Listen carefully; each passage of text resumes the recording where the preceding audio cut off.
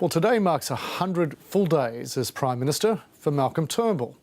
With an election due by the end of next year and a budget to get through in May, let's take a look back at how Malcolm Turnbull has fared so far through those 100 days. Our political reporter Matthew Doran is in our Canberra studio to guide us through. Matthew, afternoon to you. It's hard for most folks to do much in 100 days, but in that time, where has Prime Minister Turnbull made a difference?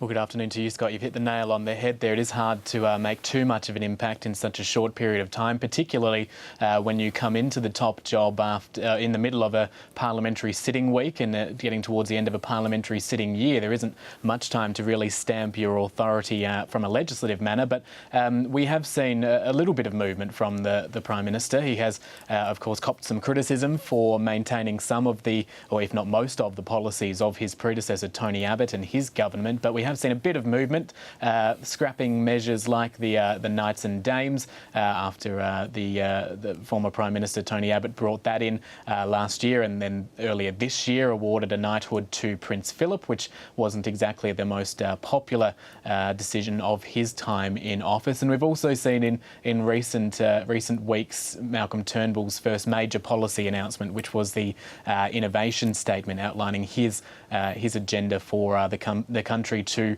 as he continually puts it, to be both agile and innovative leading into the future. So still a bit of room to really make his own mark there, but a few runs on the board so far. Okay, let's keep looking into the future. What issues are likely to prove the biggest challenges to Mr Turnbull in his government?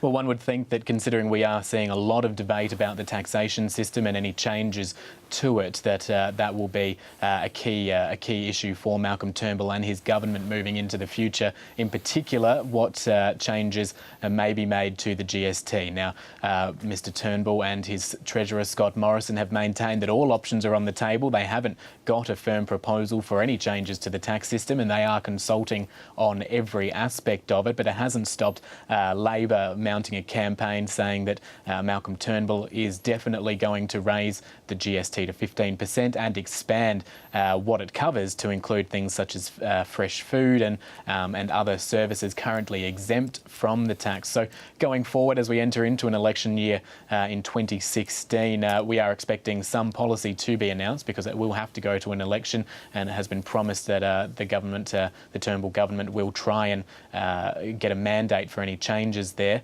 So that will be one of the probably the biggest issue, as well as if there's any fallout to the Mal Brough Peter Slipper diary incident. We saw a lot of discussion about that in the last few weeks of sitting, with Labor continually questioning the Special Minister of State over his involvement in that saga, and also questioning Malcolm Turnbull over whether or not he really should have appointed Mal Brough to that portfolio.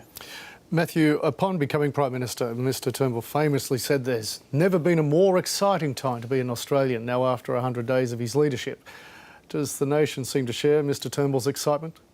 It is a line that he trotted out, and he does repeat it quite often. You can just change the last few words. There's never been a more exciting time to be a Tasmanian, he mentioned the other day. But I guess it really depends on how engaged people are in the political process. There would be some who are picking up on the fact that very few policies have changed, that see that there hasn't really been much of a change in style, much of a change in substance, rather, from the government. So it really depends on how tapped into the political zeitgeist, I guess, you are. The one thing a lot of people have noted is the fact that the government's rhetoric does seem to be a bit different. We're seeing a lot more positive talk from Prime Minister Malcolm Turnbull. As you mentioned, there's never been a more exciting time to be an Australian. He talks about the nation becoming agile and innovative, which some commentators seem to say puts him at odds with some of the talk from his predecessor, Tony Abbott.